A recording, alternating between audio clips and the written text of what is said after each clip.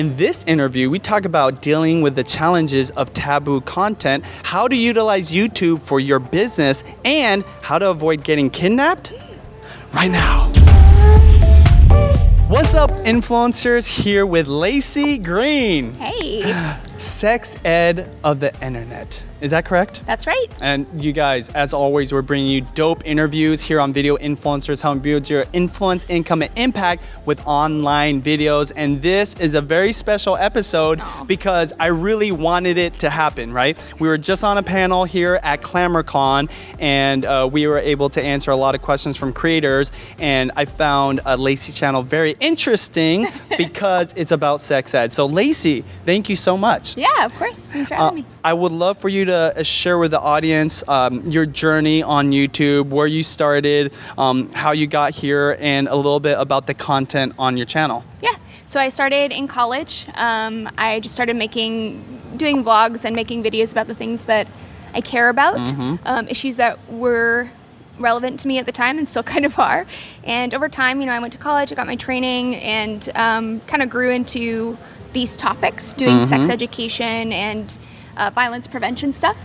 And yeah, everything just kind of came together. My YouTube series has been a constant evolution in the types of topics that I cover, how I talk about things, because I've learned a lot over the years. You don't start out knowing everything. Totally.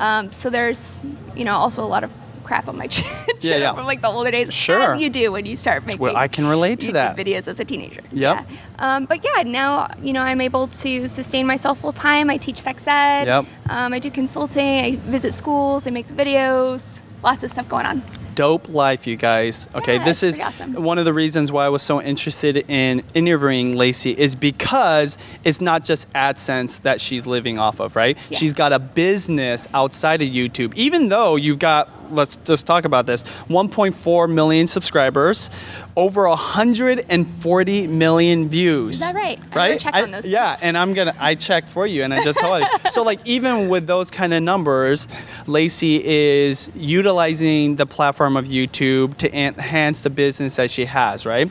Yeah, it opens up a lot of doors. I didn't really set out to use YouTube in this way. I like making videos and I like talking about this stuff. I think it's a really creative platform. And it just so happened that it allowed me to be able to sustain myself and build a career around as well. Totally. It's very, very impressive. So what are your tips or pieces of advice for people that might be talking about content that's considered taboo, right? Or not everybody agrees with, which is just about everything. But in this case, a little more extreme. What's your advice for people? I think it depends on what kind of taboo we're talking about, because there's lots of different taboos. Sure. But for me, a taboo where, with sexuality, it's a taboo that I think is sort of an unnecessary taboo. Yes. Some taboos are maybe more necessary.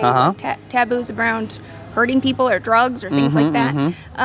But for stuff that is relatively harmless, but people still have a lot of baggage about, I think just sort of being confident in saying what you feel, saying what you think, using I statements to own your stuff so that you're not projecting, making generalizations about people.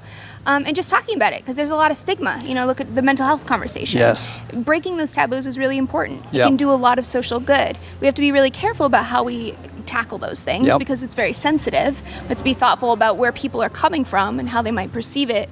But in general, I would say just talk about it and speak your truth, and give yourself permission to talk about it, because with the health stuff particularly, that actually does save lives. Like, if we want to go all the way there, it's a good thing. Absolutely. I personally believe that you're doing a great thing for the community, right? Thanks. For young people and older people that might stumble upon your content or searching for your content, right? One of the things that we're talking about is like, when I was a kid, there wouldn't necessarily be a YouTuber back then about some of these topics, right? That I was interested in, right? It's a new thing. And you were hearing about it from your friends, which is like maybe the worst people to hear about it from, right? Like growing up as a teenager. So I think it's great. I think that piece of wisdom applies to anything you're doing, because again, people judge us on our parenting style. People judge us on all kinds of things, just like people might judge you for not being like the right kind of fashion person, or maybe your comedy's not the best or whatever. So just being confident in whatever you're doing, right? And knowing that if you have a passion for it and you love to do it and you're good good at it, that there's people out there that will appreciate it, right? Yeah, absolutely. And that's what's so cool about the internet is there's something for everyone, you know, and if it doesn't exist, it will be created at some point. So make sure you're the first to create it, okay? Don't be afraid. Meet the demand. People want to become YouTubers because, you know, they know that you can make money off the AdSense or get sponsorships. Again, another thing that impresses me about your circumstances is you have a business, right? You're speaking, you're doing consulting, and you're using the platform to enhance that. Can you talk a little bit about that, as well as like any advice for other people that might have a passion that they want to turn into a business, and how to utilize YouTube to do that? Yeah, I think YouTube, in terms of building a business, is a marketing device. It lets people know what you're capable of. You know, when it comes to sex ed or any of the other topics that I talk about, YouTube lets schools or nonprofits or whoever know that I know my stuff. You know what I'm saying? Like, I know what I'm talking about. And YouTube is a way to demonstrate that to the world. So if you have an area of expertise, or even somewhere where you just have a really intense passion and know a lot about it, you don't even need to be an expert, and you can demonstrate that to the world, that's how YouTube can be a useful place to build your business. And, you know, I feel like a lot of YouTubers don't necessarily use it in that way. Like you said, they think about it in terms of ads, like whether they're brand deals, sponsorships, or ad revenue. But, you know, there's a lot of other ways to maximize the potential of YouTube, particularly for educators and stuff. So a lot of you that are, you know, new YouTubers, consider what passions do you have right now that you could create content around. And maybe it's not going to get millions of views like Laci gets, but it might just get enough views from the right people to create the opportunities. Yeah, and that's the thing. Like, you don't need millions of subscribers or views to be able to sustain yourself on YouTube anymore. We live in a different world now, and it's pretty amazing. It's all about, you know, the smarter your business strategy is, the easier it will be. You don't need to have so much viewership.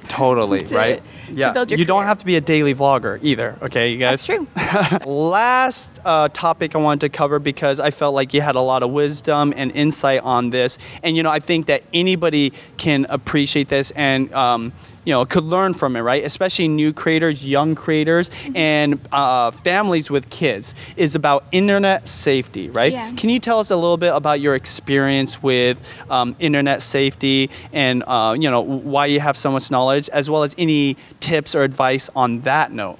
Yeah.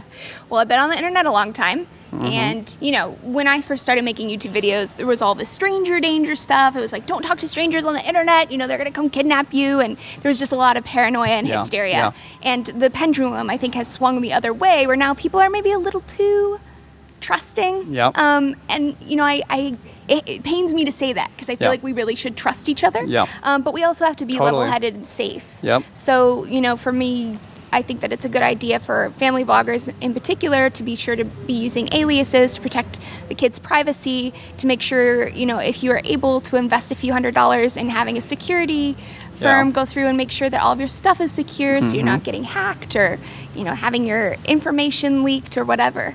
And those are just, basic things that everyone on the internet, regardless of their channel size, should do. It's just a smart thing to do. Yeah, especially if you're a new creator, right? And you have the opportunity to do this now, right? Or say before you put your kid on, these are definitely things you want to consider because, you know, like for example, us, we already put our name out there. When Judy first started, she had no idea she was going to be a superstar, right? Again, I think even back then, you know, I don't know about how you were when you first started, but like most people were just thinking like YouTube is just like this thing that our friends do, right? And there's other people like us around the world, but never would have thought there'd be these crazy big audiences. When you first started, did you think you'd have 1 million subscribers? Oh, no. Right? No, absolutely. And there wasn't even necessarily, I don't know for you, but I know for Judy and myself, wasn't even a desire to get it to that big, right? I don't really, like, I feel like the numbers are a little bit, people concentrate on that too much, you know, because it's this tangible form of validation of what you do. But yeah, I don't really think it's necessary to put too much emphasis on that. Absolutely. And we talk about that a lot on this channel, right? We've interviewed people with less than 20,000 subscribers that utilize YouTube to create a full-time business, right? Yeah. So they don't have to work a day job. They don't have a 9 to 5. Yeah. And even people that do it part-time. Again, you know, if you love something, right, and you're passionate about it, it's all about connecting with the audience that's out there, and over time you could grow your audience, right? Yeah. I believe that if you were to restart, or somebody else in this sex ed, you might not necessarily have 1 million subscribers, right? But I bet, knowing what I've heard from you and what you do, that you could probably utilize a 50,000 subscriber followership and still make things happen, right? Yeah, I think it just kind of depends. For what I do, with it being related to public health, it's definitely helps to have a larger audience, because public health is about reaching the public. Yes, yeah. So it just kind of depends on the area of expertise. Absolutely. We're going to end this with the lightning round. Lightning round. Show us what lightning looks like with your hand. Exactly. Favorite TV show? Shameless. First celeb crush? Oh, goodness. Probably Nick from the Backstreet Boys. Cat or dog? Dog. Favorite social network? YouTube. OG here. Coffee or tea? Tea. What book should every influencer watching read? Oh, I don't really read books about YouTube. What movie should influencers watching watch? These are hard. What's your favorite movie or documentary? My favorite movie or documentary? Oh, goodness. It's also hard. I have so many favorite movies. What's one of them? Rosemary's Baby. I'm not familiar with it. What's it about? It's an old horror movie. Oh, from the really? 60s. Oh, wow. And it's really good. Cool. I'll have to check it out. It's tangentially related to what I do. Oh, there you go. Okay. Do you have a morning ritual, and what is it? Yeah, I like to wake up and go make my tea and go for a walk, do my schedule on my calendar, and then I come back and get to work. Wow, sounds peaceful. Yeah. If you could give a TED Talk, what would it be about? I actually almost gave a TED Talk before I had to cancel in Tokyo. It was going to be about sexual violence and how we talk to children about consent, how to prevent sexual violence, like starting at a young age. You're doing good things for the world, Thanks, Laci. Benji. Thank you. Thank you so much for letting me interview you. Any last thoughts you would like to leave our creators with, or piece of advice in terms of YouTube and starting a channel? Just keep swimming. It's really a consistency game. Absolutely. You guys, we'll put all the links to Laci's socials and YouTube down below. Do you want to give a shout out to your social, what it is, where they can find you? Yeah, if you just Google Laci Green or YouTube Laci Green, you'll find me there. Boom. Thank you guys so much for watching. As always, here on Video Influencers, helping you build your influence, income, and impact with online videos. Talk to you guys later.